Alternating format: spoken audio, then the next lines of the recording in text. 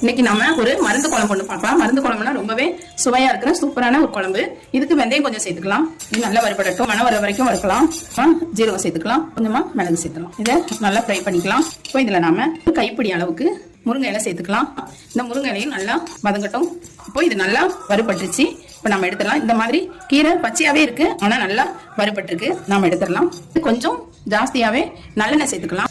கடுகு வெடிக்கட்டும்.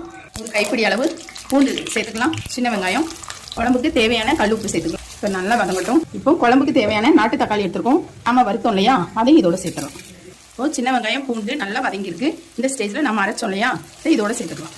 காரத்துக்கு குழம்பு மிளகாத்தூள் சேர்த்துக்கலாம். நல்லா கிளறி விட்டுலாம். இப்போ இந்த ஸ்டேஜில் நம்ம புளி கரைச்சி வச்சிருக்கோம், அதை சேர்த்துடலாம். கலந்து விட்டுலாம். இது நல்லா கொதிக்கட்டும், நம்ம பார்க்கலாம். இப்போ நல்லா கொதிச்சு சுண்டி வந்தாச்சு குழம்பு. இதுல முருங்கைக்கீரை நம்ம கொஞ்சமா தான் சேர்த்தோம். அது சேர்த்ததே தெரியாது. இந்த குழம்பு அந்த அளவுக்கு சூப்பரா இருக்கும். இதே மெத்தட்ல இதே செஞ்சு பாருங்க.